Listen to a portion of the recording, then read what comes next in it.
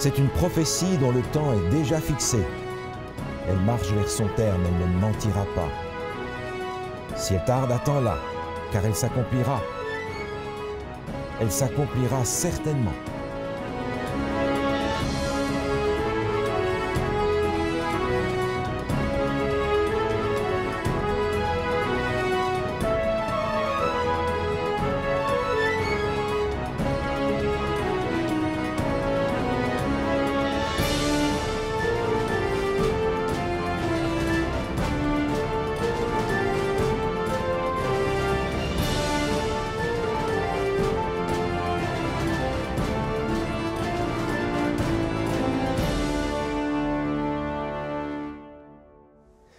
Bonjour à tous et à toutes, chers auditeurs. L'équipe de Mieux Vivre est très heureuse et enthousiaste de vous présenter aujourd'hui la toute première émission du livre de Daniel. On va couvrir aujourd'hui le chapitre 1.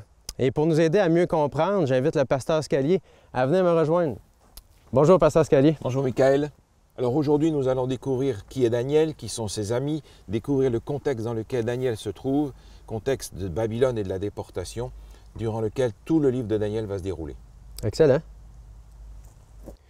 Alors, pasteur Scalier, comme vous l'aviez mentionné, le livre de Daniel étant un livre historique, on aimerait que vous nous introduisiez dans ce contexte-là historique. Qu'est-ce qui se passait à cette époque-là?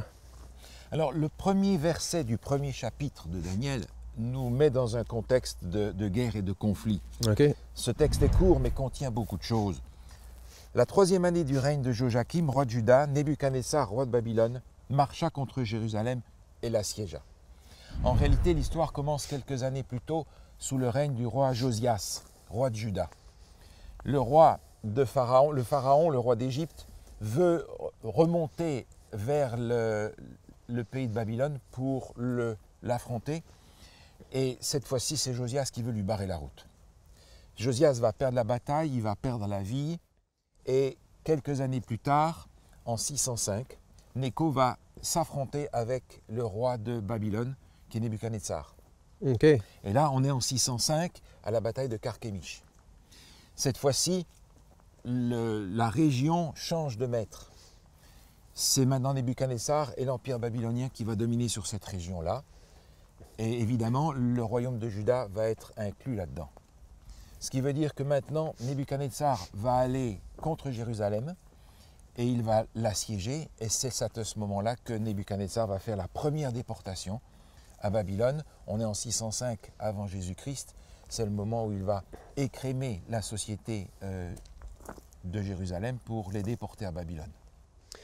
OK, alors maintenant, regardons plus en détail, si vous voulez bien, Babylone. À quoi ressemblait Babylone, maintenant qu'on connaît un peu le contexte autour?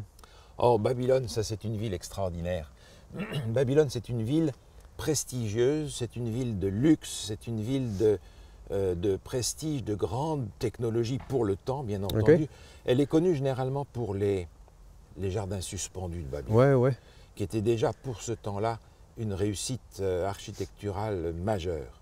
Maintenant, aujourd'hui, les archéologues évaluent que la superficie du champ archéologique de Babylone, c'est environ 1000 hectares. C'est énorme, c'est une grande ville. Nebuchadnezzar, d'ailleurs, avait doublé quasiment la surface de cette ville-là. C'est une ville qui était au sommet de tout ce qu'on pouvait offrir à l'époque. Vous pouvez regarder, par exemple, la porte d'Ishtar. La porte d'Ishtar a été reconstituée dans le musée Pergamon de Berlin et on voit que cette porte est composée de petites briques de couleur. Elles ont été faites en faïence et on reconstitue sur le mur le symbole de Babylone qui est le lion ailé. On n'est pas du tout ici avec une muraille qui ressemble au château fort du Moyen-Âge. Ce sont des pierres en faïence, de couleur. On a ici quelque chose d'extraordinaire qu'on ne reproduira plus jamais dans l'histoire. Donc, c'est quelque chose d'intéressant déjà sur les briques. On voyait déjà le lion qui représentait Babylone et on va voir ça un peu plus tard au cours de l'émission. Exactement, tous les éléments là se retrouvent. À Babylone, il y a quelque chose de particulièrement intéressant, c'est les aguiles. Les aguiles, c'est une enceinte sacrée dans laquelle se trouve en particulier le temple de Marduk. Okay. Esagil, c'est une contraction d'une expression beaucoup plus longue en babylonien qui veut dire le temple à la tête très élevée. OK. Et c'est intéressant parce que dans les Aguiles se trouvent aussi, vraisemblablement, les fondations de la tour de Babel. Et le Marduk dont vous venez de parler, c'est un dieu babylonien, c'est bien ça? C'est le dieu de Babylone. OK. C'est le dieu de Babylone. D'ailleurs, les noms qui vont être donnés aux amis de Daniel seront en rapport souvent avec ce dieu-là. Mhm. Mais dans les Aguiles, il y a vraisemblablement la fondation de la tour de Babel. On se souvient dans Genèse chapitre 11, on a l'histoire de la tour de Babel, Oui. et qui nous fait comprendre que lorsque les hommes veulent se sortir d'affaires, ils vont essayer de monter jusqu'à Dieu. Ouais. On a là une image très très claire du plan du salut que les hommes construisent eux, par opposition au plan du salut que Dieu a pour les hommes en lui descendant parmi les hommes. Mhm. Donc déjà au moment où la tour de Babel existe et où cette histoire se développe, on a l'embryon de ce qui va être tout l'enseignement biblique sur Babylone, c'est-à-dire la confusion. Confusion dans le plan du salut. Soit la méthode de l'homme qui veut monter jusqu'à Dieu, soit la méthode de Dieu, c'est Dieu qui descend parmi les hommes pour les sauver. OK. Et là, on parle de déportation, en fait. Qui devait partir lors de cette première déportation-là qui a eu lieu? Alors Nebuchadnezzar avait une stratégie bien particulière. Il a été à Jérusalem et il a pris la crème de la société de Jérusalem.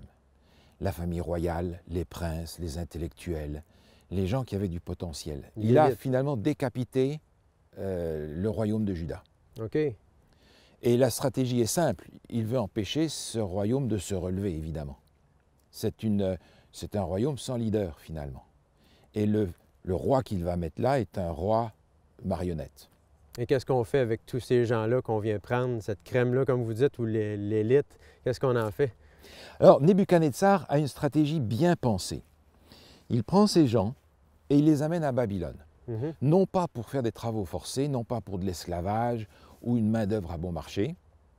Il les prend à Babylone pour les faire bénéficier de tout ce que Babylone a de meilleur. Oh, une belle prison. C'est une cage dorée. OK. C'est-à-dire qu'il leur dit, voilà, vous avez été délivrés de votre misère, je vous ouvre les portes de Babylone avec toute la grandeur, la richesse qu'il y a. Vous allez en profiter. Vous allez bénéficier de tout ce que vous offre et admettez que c'est quand même beaucoup mieux que ce que vous aviez. Il va autrement dit les babyloniser, changer leur langue, changer leur culture, changer leur nom, changer leur religion, changer leurs habitudes. Il va en faire des Babyloniens. Et lorsqu'ils auront reçu cette culture, il va les renvoyer chez eux pour diriger leur propre pays. OK, c'est ce qu'on appelle communément un lavage de cerveau. C'est exactement un lavage de cerveau. C'est une reprogrammation de tous ces jeunes OK. qui vont se retrouver finalement pris entre le marteau et l'enclume parce que d'un côté, c'est leur peuple, mais de l'autre côté, ils le font au nom de l'empereur de Babylone. Mhm. Donc ça, c'est la stratégie de Nebuchadnezzar qui va emmener un certain nombre de jeunes, parmi eux Daniel et ses compagnons. Et on parle justement dans le livre de Daniel beaucoup de Daniel, évidemment, et de ses compagnons, ses amis. Mais qu'en est-il des autres? Qu'est-ce qui leur arrivait? Pourquoi est-ce que la caméra n'est pas pointée sur les autres? Alors la caméra aurait pu se pointer sur les autres et l'image aurait été probablement très différente. OK. Daniel est déporté, ses parents ont probablement été tués dans la guerre. On ne sait pas quel âge il a, peut-être entre 17 et 20 ans maximum, parce qu'on va retrouver Daniel beaucoup plus tard, à la fin du livre de Daniel, 70 ans plus tard. Daniel est maintenant bien avancé en âge. Ses compagnons sont probablement du même âge et ils sont probablement tous aussi des eunuques. C'était une pratique, les prisonniers de guerre étaient souvent castrés. OK. Daniel est probablement un eunuque et il va vivre là à Babylone. Mais une des choses que l'on va faire, c'est changer leur nom. On va leur donner des noms babyloniens. D'ailleurs, dans le livre de Daniel, il nous est donné le nom de Daniel et de ses compagnons. Daniel, est-ce que vous vous souvenez de ce que veut dire Daniel? Dieu juge. Dieu juge. Mhm. Daniel, Dieu juge. Et la question du jugement est au centre du livre de Daniel aussi. On a Daniel, on a Anania qui veut dire Dieu est miséricordieux. On a Michaël, ça vous devez savoir ce que ça veut dire. Comme Dieu, quelque chose comme ça? Oui, c'est un nom difficile à porter. Très comme difficile. Dieu. Et puis Azaria, Dieu aide. OK. Ce sont donc des noms qui sont tous en rapport avec Dieu. Mhm. Mais maintenant, on va leur donner des noms qui sont en rapport avec les dieux de Babylone. OK. Shadrach, Meshach, Abednego, et Daniel va s'appeler Belshazzar. Donc le nom est changé. Et le nom, c'est extrêmement important parce que dans la mentalité biblique, le nom, c'est l'identité. On va changer leur identité, changer leur personnalité, en faire de nouvelles personnes, complètement. Un changement profond. Et Daniel et ses compagnons vont résister à cette transformation qu'on veut leur imposer. OK. Donc, Daniel est déporté à Babylone. C'est le prophète, on peut dire, de la déportation. Qu'est-ce qui se passe derrière à Jérusalem? Oui, ça c'est intéressant parce que Dieu, en réalité, suit vraiment son peuple de très près. Quand les déportés sont à Babylone, Daniel est avec eux. Et à Jérusalem, où maintenant il n'y a pratiquement plus de leader, il y a Jérémie. Et Jérémie va plaider avec le peuple pour qu'ils acceptent de se soumettre au roi de Babylone. C'est en fait la discipline de Dieu. C'est le plan de Dieu. Et Dieu leur dit par le prophète, soumettez-vous au roi de Babylone.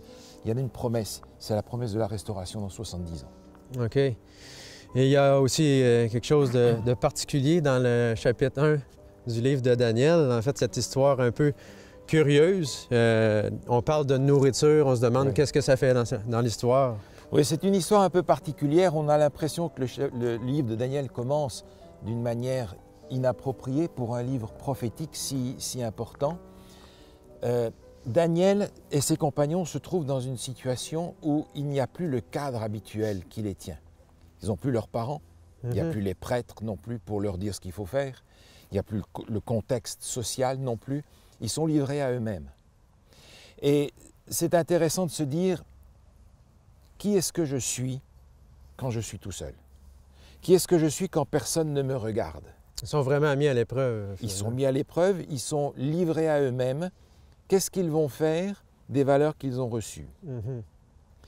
Et c'est intéressant de voir que ces jeunes gens, qui sont encore des adolescents finalement, ont été instruits de telle manière que, livrés à eux-mêmes, ils vont avoir intégré ces valeurs comme étant leurs valeurs et ils vont les vivre.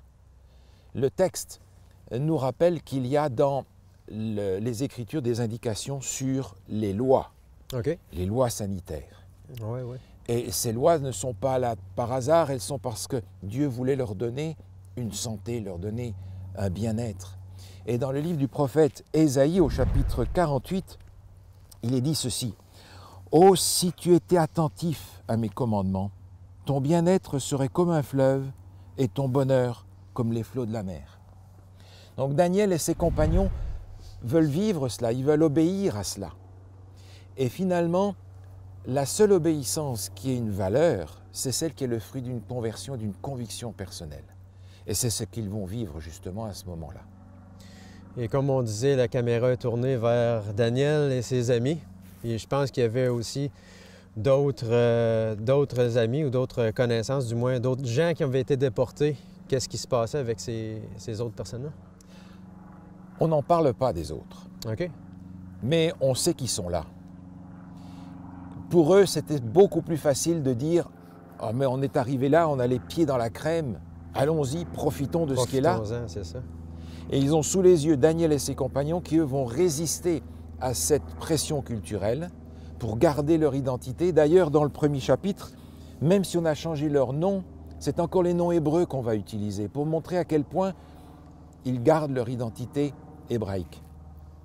Et le texte clé, c'est le texte du verset 8 où il est dit ici « Daniel résolut de ne pas se souiller par les mets du roi et par le vin dont le roi buvait. » Donc, il se tient devant tout le monde, devant les chefs, devant ses amis, ceux qui étaient avec lui à Jérusalem. Et il refuse de manger ou de boire. Qu'est-ce qui vient de la table du roi? C'est un peu une insulte pour tous ces gens-là. Mais en même temps, j'imagine la pression sociale que devait devoir supporter Daniel et aussi ses amis.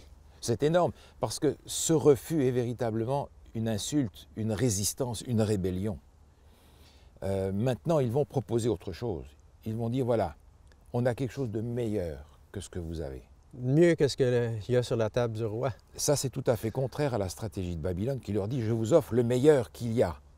Et Daniel et ses compagnons disent, non, non, non, nous, on a mieux que ça. Et on va te montrer comment. donne-nous à manger des légumes et donne-nous de l'eau à boire pendant 10 jours. Des légumes et de l'eau. Tout simplement. OK. Régime vraiment drastique. Ouais. Hein. Mais après 10 jours, ces jeunes vont apparaître plus intelligents, plus attentifs, plus fins dans leur analyse des choses, plus capables de faire face aux examens qui leur sont présentés. Et ils doivent vivre cela pendant 3 années, nous dit le texte. À la fin de ces 3 années de formation ou de reformation, ouais. Nebuchadnezzar veut les tester pour voir si on va pouvoir faire d'eux des leaders ou pas. Et lorsque ils sont présentés au roi, on les trouve plus intelligents, en meilleure forme physique, prêts. Et c'est de cette manière-là, en réalité, que Daniel et ses compagnons vont montrer leur fidélité. À cause de cette fidélité dans les petites choses, Dieu pourra leur confier des grandes choses. Okay. Et c'est extrêmement important parce qu'à ce moment-là, Daniel est en train de dire aux autres, je reste un serviteur de Dieu où que je sois. Et nous avons ce même défi aujourd'hui, d'être des serviteurs de Dieu, fidèles, où que nous soyons, quel que soit le contexte. Notre fidélité ne peut pas dépendre du contexte dans lequel on se trouve. Donc, cette histoire de nourriture, finalement, fait un peu plus de sens. C'est une épreuve, si on peut dire, pour la fidélité de Daniel. Donc, est-ce qu'il y a d'autres leçons qu'on pourrait tirer de ce passage-là? Oui, c'est un chapitre important pour nous, parce que dans ce premier chapitre, on voit à qui on a affaire avec Daniel. Un homme fidèle dès son jeune âge. Et à cause de cette fidélité, Dieu va pouvoir lui confier le ministère de prophète. Ouais. Quand on va lire les chapitres suivants, chapitres 7 et 8, on va trouver le ministère de Daniel, mais on va se dire, mais qui est-il comme prophète? Est-ce que ça vaut la peine de l'écouter? Est-ce que c'est un vrai prophète? Et nous avons dans les Écritures des indications sur les prophètes. Jésus dit, gardez-vous des faux prophètes. Vous les reconnaîtrez à leurs fruits. Ouais. Dans le chapitre 1, on a les fruits de la vie de Daniel et on comprend pourquoi Dieu va lui confier ce ministère. Donc quand on lit les chapitres prophétiques, on peut avoir confiance en se disant Daniel est un vrai prophète, il a été trouvé par Dieu digne de recevoir le ministère de la prophétie. On pourra continuer notre lecture bientôt au chapitre 2. Exact. Donc, le livre de Daniel, on a couvert la plupart des versets, mais il y a quelque chose de particulier au dernier verset. On nous parle, vous pouvez peut-être relire le verset? Alors le dernier verset du chapitre 1 dit ceci. « Ainsi fut Daniel jusqu'à la première année du roi Cyrus. » Donc le roi Cyrus, si ma mémoire est bonne, est un roi ou un empereur perse.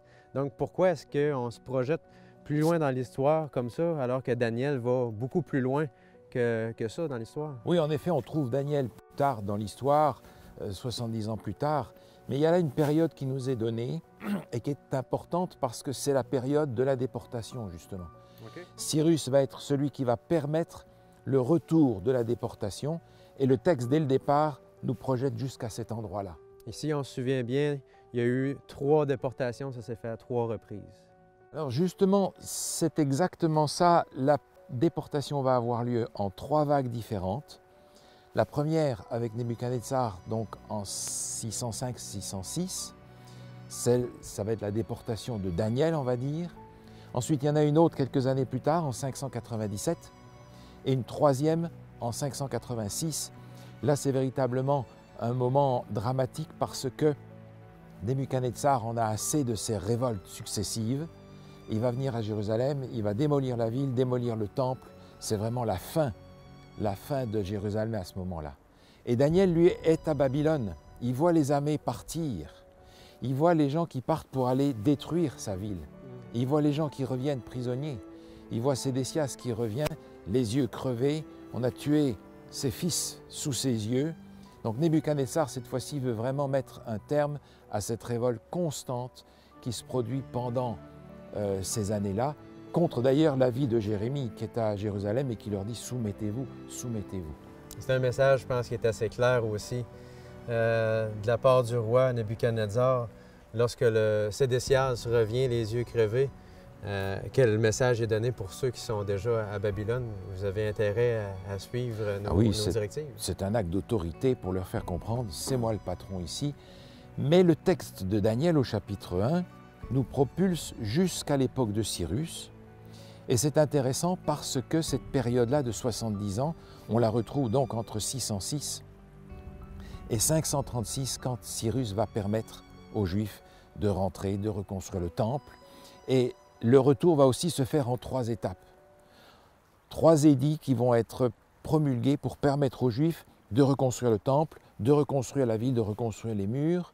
On a ces édits-là d'ailleurs dans le livre du prophète Esdras, qui nous les rapporte. Et c'est particulièrement intéressant de voir à quel point Cyrus, lui, va être le réalisateur de la prophétie biblique. On sait, d'après le prophète Jérémie, Daniel le savait aussi, que cette prophétie, que cette déportation va durer 70 ans d'après la prophétie. Dans Jérémie, au chapitre 29, il est dit « Dès que 70 ans seront écoulés pour Babylone, je me souviendrai de vous et j'accomplirai à votre égard ma bonne parole en vous ramenant dans ce lieu. » Donc pour ceux qui connaissaient la parole de Dieu à cette époque-là, c'était une très bonne nouvelle de savoir que Dieu allait intervenir. Il allait intervenir et déjà l'idée de voir ça pendant 70 ans est un message pour eux. Parce que ce chiffre de la grâce, c'est une période de grâce qui s'est ouverte pour eux, bien que ce soit une déportation. Et on imagine facilement maintenant Daniel qui parle avec Cyrus 70 ans plus tard et qui lui dit « Mais mon ami, nos prophètes avaient parlé de toi. » Et Daniel a beau jeu de prendre le prophète Ésaïe et de lui montrer au chapitre 44 ce que le prophète a écrit. Et justement, on a dans les découvertes qui ont été faites le livre d'Ésaïe dans les manuscrits de la mer Morte. Le rouleau d'Ésaïe est un des pièces maîtresses des manuscrits de la mer Morte, un grand rouleau de 17 mètres de long, où on a le texte du prophète Ésaïe dans son intégralité. Et au chapitre 44, il est écrit ceci. « Je dis à Cyrus, il est mon berger, et il accomplira ma volonté.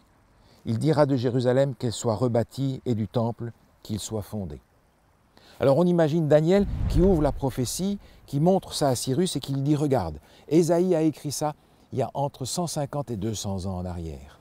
Tu n'existais pas. Tu n'étais de loin pas né, ton nom est là. Dieu avait prévu quelque chose pour toi en rapport avec le peuple. » Oh, on peut imaginer l'effet que ça a eu sur Cyrus.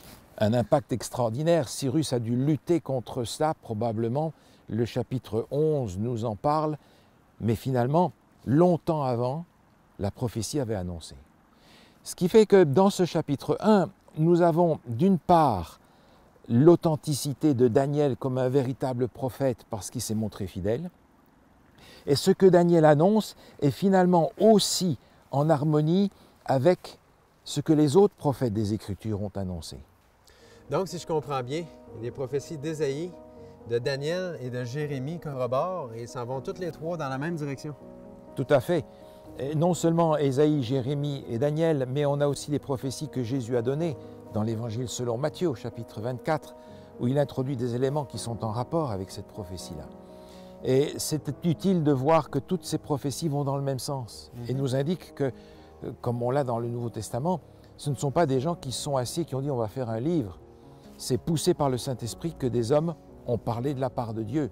Ils ont donc amené le message biblique qui leur a été donné par révélation dans les songes et les visions, comme nous dit le texte de Nombre, et ils ont apporté ici une révélation qui va courir jusqu'à la fin des temps. OK. Donc, Pasteur Scalier, nous sommes déjà arrivés à la fin du chapitre 1 de Daniel. Donc, ce serait le moment de se poser comme question, quelle conclusion est-ce qu'on peut tirer de la lecture de ce chapitre-là? Dans ce chapitre, nous est présenté le caractère de Dieu, de Daniel et de Babylone. Dieu est présenté dans ce chapitre comme celui qui prend soin de son peuple, qui le discipline, mais qui le dirige et qui le protège. C'est un Dieu fiable. On a le caractère de Daniel. Daniel est un homme sur qui Dieu peut s'appuyer, Dieu peut lui faire confiance. Dieu peut investir sur ce jeune un don particulier pour le bénéfice de son peuple. Et puis on a le caractère de Babylone aussi. Le caractère de Babylone, c'est le caractère que l'on va retrouver tout au travers du récit biblique. Nous avons besoin de ces chapitres-là pour comprendre qui est Babylone. Nous avons besoin de découvrir dans le livre de Daniel la véritable identité de Babylone, dans le texte biblique. de façon à ne pas nous tromper lorsqu'on va arriver dans le texte qui nous parle de la Babylone spirituelle. C'est dans le texte historique que l'on va découvrir justement l'identité de Babylone, l'identité des personnages qui sont là. Et en opposition avec ça, nous avons le prophète Daniel. Et vous vous souvenez de ce passage où Jésus raconte dans l'Évangile selon Matthieu la parabole des ouvriers des talents. Un maître a de la richesse, il va confier cette richesse à ses serviteurs, il va partir en voyage, et puis lorsqu'il revient, il va demander des comptes. Et suivant ce qu'ils auront fait de cet argent, le maître va donner une réponse différente. Et on a ici dans l'Évangile de Matthieu au chapitre 25 ce texte où le maître dit à son serviteur qui revient « C'est bien, bon et fidèle serviteur, tu as été fidèle en peu de choses, je te confierai beaucoup, entre dans la joie de ton maître. » C'est exactement ce qui se passe avec Daniel. Dieu lui confie peu de choses. Et dans la mesure où il est fidèle à ce peu de choses, Dieu va pouvoir lui confier beaucoup plus. L'identité de Daniel, le caractère de Daniel qui apparaît dans ce premier chapitre et dans les autres chapitres d'ailleurs du livre de Daniel, nous parle aussi du caractère que nous avons besoin de développer, alors que nous allons nous être confrontés non pas à la prophétie de ces événements, mais à la réalité de ces événements. Et je trouve dans un livre sur l'éducation, un paragraphe qui me paraît extrêmement intéressant de partager avec vous pour terminer. Ce paragraphe nous interpelle aujourd'hui parce qu'il parle véritablement du caractère de Daniel dans son temps. Il est écrit ceci: « L'histoire de Joseph et de Daniel nous offre un exemple de ce que Dieu veut faire pour ceux qui mettent en lui leur confiance et cherchent de tout leur cœur à accomplir sa volonté. Ce dont le monde a le plus besoin, c'est d'hommes. Non pas des hommes qu'on achète et qui se vendent, mais d'hommes profondément loyaux et intègres. Des hommes qui ne craignent pas d'appeler le péché par son nom. Des hommes dont la conscience soit aussi fidèle à son devoir que la boussole l'est au pôle. Des hommes qui défendraient la justice et la vérité, même si l'univers s'effondrait. » Voilà le genre de personnes que nous sommes invités à être. Voilà le genre de personnes que Dieu cherche à la fin des temps. Daniel en est un exemple et son livre nous y invite.